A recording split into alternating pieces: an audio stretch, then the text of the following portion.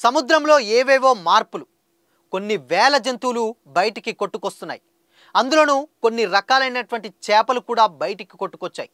మరి అవి కొట్టుకొస్తే ఖచ్చితంగా ప్రళయానికి సూచికలేనా? అసలు ఏం జరుగుతుంది తెలుసుకుందాం.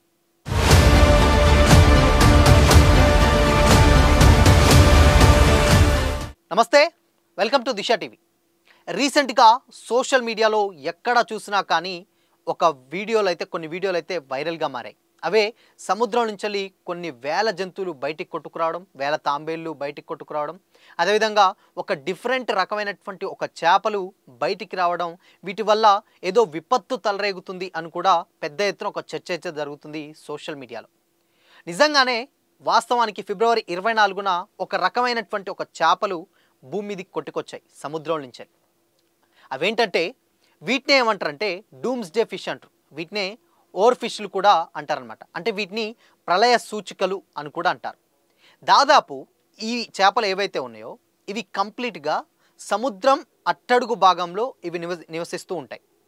దాదాపు ఇప్పుడు సముద్రం ఉన్నటువంటి పరిస్థితి నుంచి వెళ్ళి ఉన్న ప్రాంతం నుంచి వెళ్ళి 1.5 నుంచి 2 కిలోమీటర్ల లోతుకు వెళితే, అంటే ఇప్పుడు మనం ఏదైతే బై రోడ్డు 2 కిలోమీటర్స్ ఎలా అయితే వెళ్తున్నామో అంత సముద్రంలో లోపల ఈ జీవులు నివసిస్తాయి, ఈ చేపలు నివసిస్తాయి. సో అయితే ఇవి అక్కడ నివసిస్తాయి అన్నమాట. ఎప్పుడైనా కానీ ఇవి చాలా రేర్గా కొన్ని 10-20 సంవత్సరాలకు మాత్రమే ఇవి బయటికి కొట్టుకొని వస్తాయి అన్నమాట. అయితే ఇంకో రకమైనటువంటి అవి కూడా ఇక యాంగ్లర్ చేపలు కూడా లోతులేని నీళ్ళల్లోకి అయితే నివసిస్తున్నాయి. ఏదైతే ఈ రెండు చేపలు ఏవైతే ఉన్నాయో ఇవి చాలా లోతట్టు ప్రాంతాల్లో నివసిస్తాయి. అవి ఇప్పుడు లోతులేని ప్రాంతాల్లో కూడా నివసిస్తున్నాయి. దీనికి కారణం ఏంటని కూడా చాలామంది శాస్త్రవేత్తలు కానీ అసలు పర్యావరణ వారు ఏం జరగబోతుందని కూడా చాలామంది పెద్ద ఎత్తున ఆరాలైతే తీస్తున్నారు. అయితే ఇప్పుడు తిమింగలాలు ఏవైతే ఉన్నాయో గుంపులుగా తీరాలకు కొట్టుకొస్తున్నాయి, తాబేళ్లు కొట్టుకొస్తున్నాయి, ఇవన్నీ కొట్టుకొస్తున్నాయి. ఇవన్నీ మామూలు విషయాలా, లేక ఏదైనా పెద్ద ప్రళయానికి సంకేతాలా, లేదంటే అవి పర్యావరణానికి ముందస్తుగానే హెచ్చరికల? అసలు ఏం జరుగుతుంది అని కూడా చాలామంది డౌట్ అయితే వ్యక్తపరుస్తూ ఉన్నారు.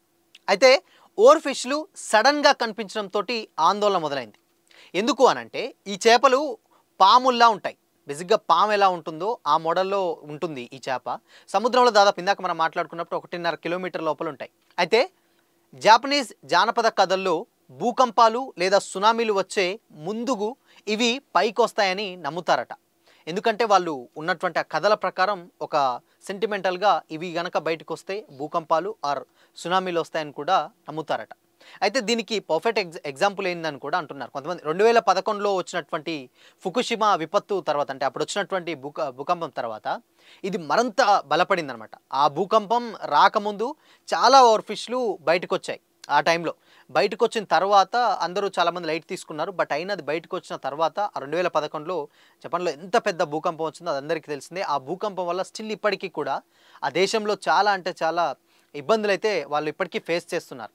అయితే రీసెంట్గానే లాంజురేట్ తీరంలో కూడా ఈ ఓవర్ ఫిష్ ఒకటి కొట్టుకురావడం ఏదో ఘోరానికి మొత్తంగా ఏదో ఘోరం జరగబోతుంది అనేది కూడా అనే భయం కూడా మళ్ళీ మొదలైందనమాట ఇప్పుడు ఆ ఫిష్ కొట్టుకురావడం వల్ల. సో ఆ ఫిష్ ఎప్పుడైతే అంటే కొట్టుకురావడం జరిగిందో అప్పుడు మళ్ళీ వాళ్ళకు భయం స్టార్ట్ అయింది. ఎందుకు అనంటే అది ఎందుకు బయటకు వచ్చింది ఎన్నేళ్ల తర్వాత అంటే గతంలో జరిగినటువంటి కొన్ని ఇన్సిడెంట్స్ ఉన్నాయి. ఆ ఇన్సిడెంట్స్ వల్ల కూడా మళ్ళీ ఏదన్నా విపత్తు ఏమన్నా రాబోతుందా అని కూడా కొంతమంది భయంగానే వ్యక్తపరుస్తున్నారు చాలామంది. అయితే ఇదేంటంటే మ్యాక్సిమం అంటే ఈ చేపలు వాస్తవానికి నిజానికి ఇవన్నీ కూడా లోతట్టు ప్రాంతాల్లో ఉండేటువంటి చేపలు, ఇవన్నీ నిజంగా సైంటిఫిక్ పరంగా నిజమే. బట్ వీళ్ళు పురాణాలు చెప్పినటువంటి కథల ప్రకారం వాస్తవానికి అంటే భూకంపాలు కానీ ఇలాంటివి వచ్చినప్పుడు ముందుగా జంతువులకి ఎక్కువగా తెలుస్తూ ఉంటుందంటారు. ఏదైనా భూకంపాలు వచ్చినా ఏదైనా ఇన్సిడెంట్స్ విపత్తులు ముందుగా జరగాలన్నా అవి ముందుగానే పసిగట్టి కుక్కలు కానీ ఏదైనా పాములు కానీ వీటి తొందర పసిగట్టి అక్కడ నుంచి వెళ్ళిపోవడం కానీ పెద్దగా మొరగడం కానీ జరుగుతూ ఉంటాయి. ఇవే అందరికీ తెలిసిన విషయాలే.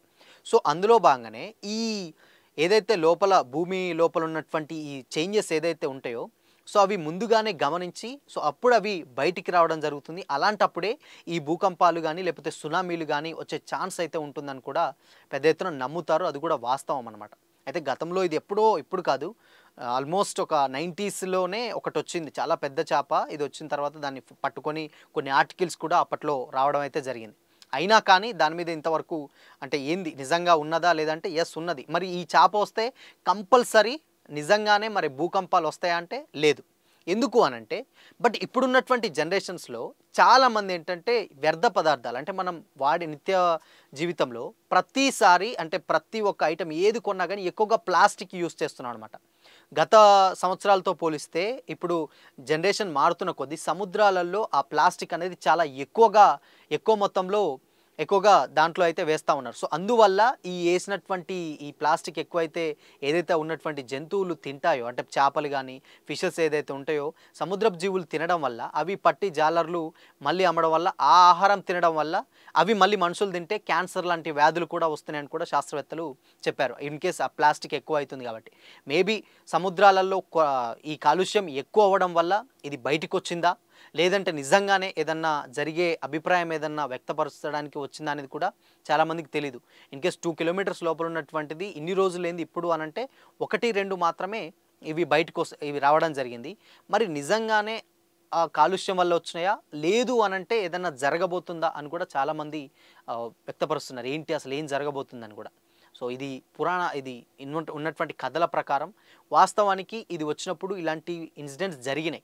బట్ ఇప్పుడున్నటువంటి జనరేషన్స్‌లో కాలుష్యం కూడా ఎక్కువైంది కాబట్టి ఇప్పుడు అలా కూడా కొట్టుకొచ్చే ఛాన్సెస్ అయితే ఉంటున్నాయి. బట్ దీని మీద ఇంతవరకు కూడా ఇంక ఎవరు ఒక క్లారిటీ అయితే ఇవ్వలేదు. మేబీ కొంచెం అంటే అట్‌లీస్ట్ కొంతవరకైనా దీంట్లో ఉన్నటువంటి అంటే ఇవి జంతువులు రావడం వల్ల ప్రళయాలైతే డెఫినిట్‌గా వస్తాయని ఒక ముందస్తు హెచ్చరికగా పురాణాల నుంచెల్లి మనం నమ్ముతా ఉన్నాం. అండ్ అవి కూడా జరిగినాయి. మరి ఈసారి ఇవి కాలుష్యం వల్ల వచ్చినా దేనివల్ల వచ్చినాయి అనేది తెలీదు. సో, మీకు అంటే బేసిక్‌గా ఇలాంటి విషయాలు చూస్తూనే ఉంటారు. మరి మీకు ఈ చేపల వల్ల నిజంగానే అలాంటి శక్తి ఉంటుందా? జంతువులకు నిజంగానే పసిగట్టే తనం ఉంటుందా? అనేది ఏమన్నా ఉంటే మీకు దీని గురించి అంటే దీని మీద ఎవరికీ ఇంకా క్లారిటీ అయితే లేదు. సో, మీకేమన్నా తెలిస్తే కామెంట్ సెక్షన్‌లో మెన్షన్ చేసి మీ అభిప్రాయాన్ని చెప్పండి.